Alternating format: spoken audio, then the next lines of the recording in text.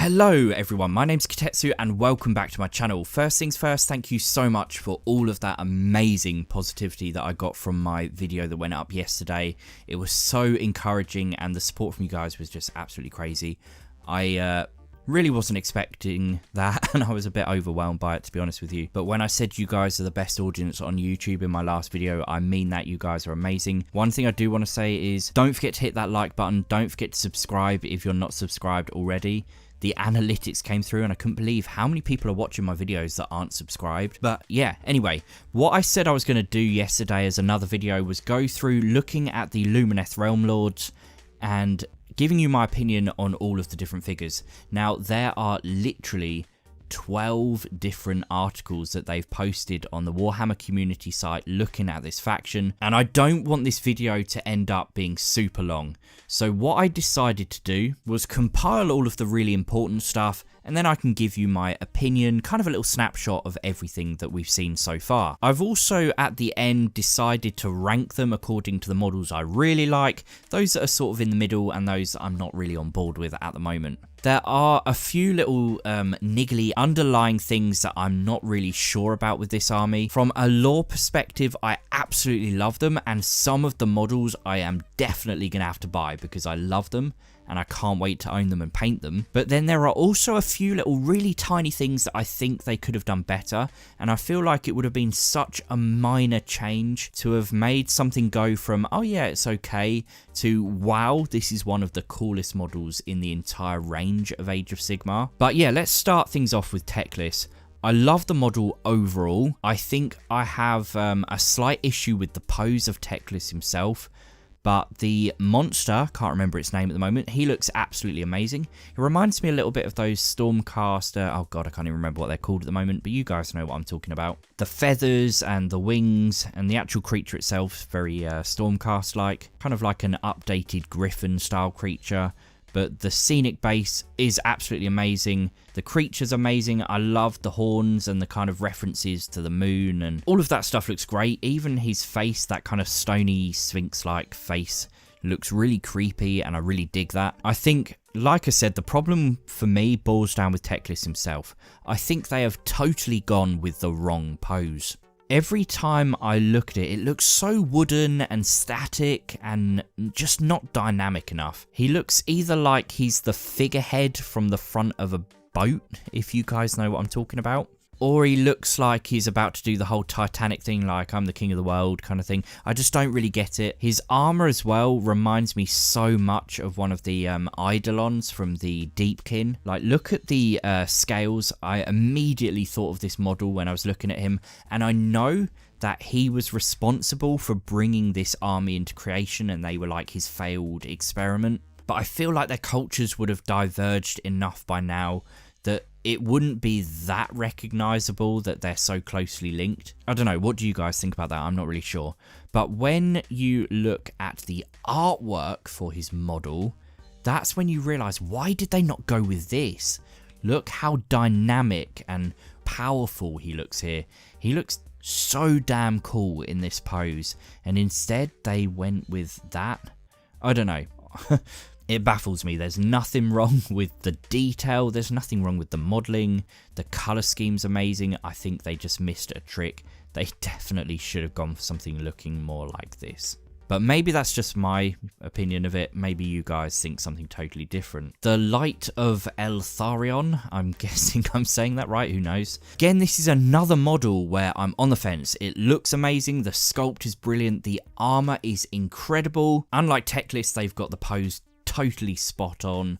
I love the thematic symbolism of having the two different swords, one to represent each of the two gods. The base again looks incredible. My issue with this is I'm just not sure about the fact that the armor is essentially empty. Looking at the artwork, I was like, oh, okay, I kind of get it.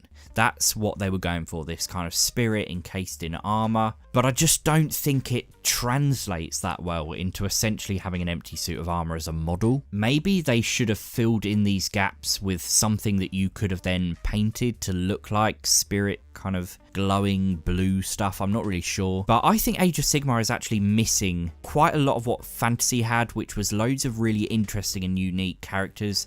And they've actually brought this guy back as the spirit of someone from Fantasy. I'm not really that up to date on the High Elf lore, but I think that I personally would have been far more interested if this was a standard size miniature who was a physical being and a brand new hero representing Tyrion and Techless, rather than just kind of bringing someone back. I feel like the lore is in a bit of an awkward place in that regard, because they're kind of bringing back elements of Fantasy but not quite implementing it the way that I want them to.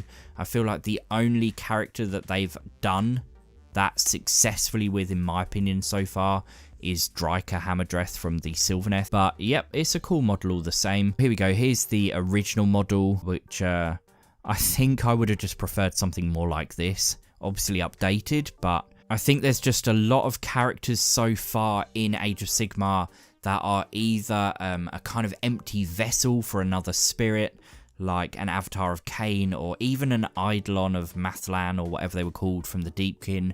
Those things are like an echo of something that's not there anymore. And I feel like that's just been done quite a lot in Age of Sigmar. They need to move on to something else. So here we have a Stone Mage, a very cool model, absolutely love it. Detail looks great. I'm really hoping that these kind of armor details are carved into the actual plastic, not some kind of wizardry done by an heavy metal painter. But it looks really cool. Again, really nice scenery on the base. Love the pose. Love the horns on his helmet. Not really sure about the cheek guards. They look like some really awkward sideburns. But it's a great model. My one issue is what they said here about the look how delicately the model is balanced. I actually don't like that. I don't think that is something to boast about with these models, and I think this is something that Games Workshop still are doing that's a little bit annoying me. I want my models to be sturdy. I don't want things to arrive broken, which I think it was my Marathi, which was quite an expensive kit, and it arrived broken and I had to get a replacement. I don't want them to focus on trying to make them look amazing at the expense of them being sturdy. It looks like you've got a lot of weight here, a lot of weight here, and then you've got this big pressure point there and down the bottom. And I know that they're going to do something clever with the cloak kind of attaching to this, but either way, it just looks like something's going to break so easily. Right, Sinara Cathala. Love this model, love the detail, love the veil. I don't think they've quite done something like that. You've got a chalice, which I'm guessing contains the Realm Stone of Haish, which is a bit of a double-edged sword because it improves them in pretty much every way, but then at the same time it also absorbs their personality. So it's both a blessing and a curse. Not something that they would see as a curse, but certainly to other races it's going to impact how they perceive this army. But anyway, we've got some nice artwork and we've now seen the full model. Nothing for me really to complain about. If I was going to be super picky, I would say I'm not sure what's going on with these kind of bar things on her armor. You know, it's quite natural for a human to rest their arms by their sides, and I'm guessing that's the same for an elf. So I'm not really sure why you would awkwardly want to stop that. But yeah, that's a minor complaint. Overall, I actually really like the model and what they did with this. Right, now we're getting on to a couple of units that are my absolute favourites. I love the Wardens. They look so damn cool. Love the armor, love the color scheme, love the shields, love the symbols. The spears look amazing, even though this unit is going to be a pain in the backside to transport. You're not going to be able to cut out your foam cases very easily for the spears. And again, initially I was thinking, well, they're going to be a little bit fragile. I really, really, really like these. I love the way the shields and the spears lock together. Did I mention the shape of those shields? I love it. I probably did. But they really remind me of the High Elves of Fantasy era, just updated and brought back the way that we would like to see them. It looks so cool on the tabletop. Can you just imagine like hundreds of these rats smashing into a shield wall of elves and absolutely breaking upon the spears? I think it's very, very cool. Initially, I was thinking I wish that you could have them like this artwork here, where they have their swords instead of the shields. That way I'm less likely to break them. But I'm thinking that's unlikely to be an option because they all have a sword sort of slung on their back. This guy's got his sword out and he looks really cool. But I think they are intended to be spearmen, basically. So I guess we'll have to wait and see. Then we come to the sentinels. Now, I love archers. I've seen some controversy around these. I've seen people complaining about the asymmetry of the bows. The fact that the 3 strings is something you tend to see on a far more modern bow. But I'm going to say something controversial. I think these might be my favourite models of the entire set.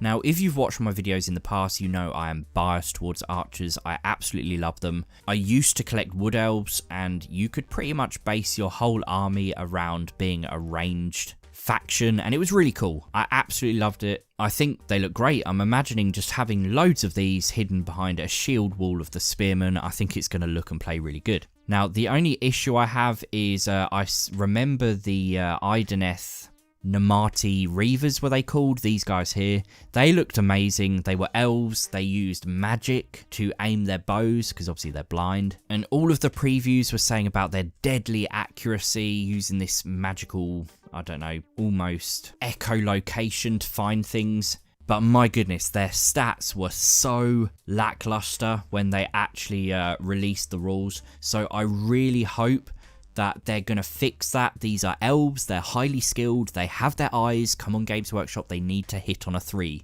I'm a little bit disappointed in the fact that at the moment Stormcast seem to be the only people who have really good archers that aren't a unique kind of elite unit.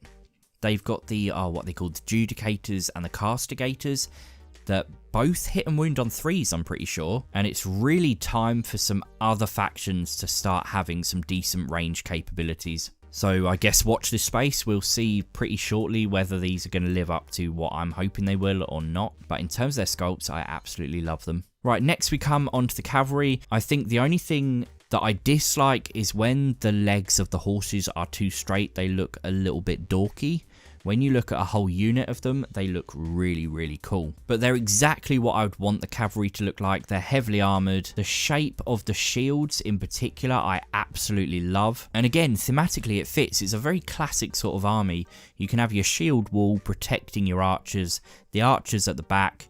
You've got your cavalry to go and flank. It's basically like Total War, Warhammer 2. But yeah, they look absolutely great. No complaints. I would say due to the slightly awkward leg issue with some of the horses, I'm hoping we can build them in a way that can avoid that. But at the moment, I feel like the only faction that really has nailed horses so far are the Nighthaunt. But really, maybe I'm being a bit unfair there. If you look at the other 3 figures, I'd say it doesn't really get that much better in my opinion. I think they look really cool. Right, so down to our last couple of units. This is where I was really disappointed. Okay, the Stone Guard were one of the units where I was like, oh no, why did you give them hammers? Now, some of you might like the hammers. Personally, it just comes down to that fact of I can't imagine an elf wielding a hammer, and certainly not 2 hammers. They just lack the finesse and the grace and the skill that you would associate with an elf. Giving them a blunt kind of barbaric weapon just doesn't work for me. I don't really get it. I don't like the look of it, and it's a massive shame because elite infantry is one of my favourite kind of highlights of an army normally. They're basically an update of these guys here. I can't remember what they're called, these sort of sword masters with their 2-handed swords, and I would have done anything for this army to have had 2-handed swords instead of hammers. Let me know what you guys think, but this is the unit I was really disappointed with, especially when they look so damn cool as well. It's such a shame. Now, I've included this artwork here because it looks like there's going to be an alternative weapon option with this kind of more like a pike, I guess. And if that's something I can put on the whole unit, I will definitely do that because that looks far, far better. And I do believe that there's a zoomed out picture somewhere that shows them with something that looks like a weapon like this. But I guess we'll have to wait and see what the actual box contains. I still would have gone with 2-handed swords. But I just feel like hammers should be something reserved for either barbarians, like this guy here. He looks like he should have a hammer, or maybe an axe. And dwarves, okay? Dwarves, master stone crafters, metal workers, they're the sort of people you're going to see with hammers. It just doesn't really seem to work for me on an elf. Again, I'm interested in hearing what you guys think. And then finally, the Avalonors or the Avalonors.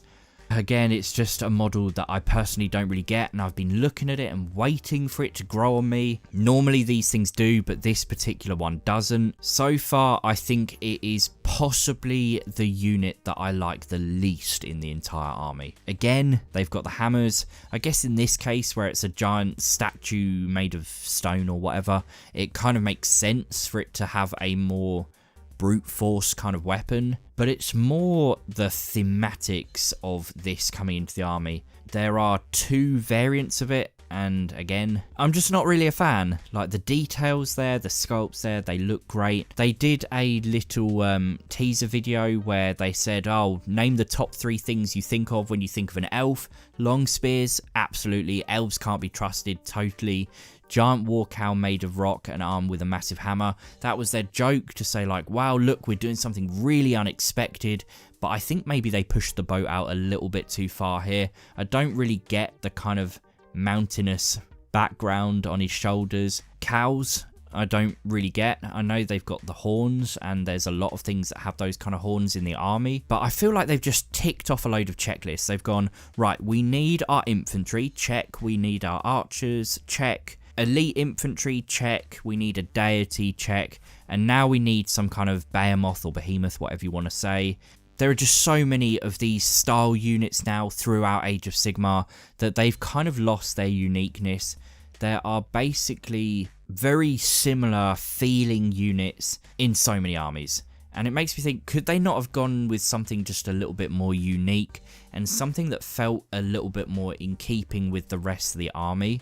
I feel like they were trying to go with like the theme of that creature that Techless has got, but I think they should have gone more down that alleyway, not something that feels a little bit too familiar. But other than that, just to finish off the video, I took all of the units and I arranged them into where I felt they should go into. Green, love them. Yellow, bit iffy. Red, not really on board with at the moment. But the mage, nothing wrong there. Put her straight in the green. The big cow thing, not really a fan of that. I would have to say that's probably my least favourite thing in the army so far. The archers, controversial, but I love them. Techless, I'd probably just kind of tuck him up there and say, yeah, he's kind of in the middle.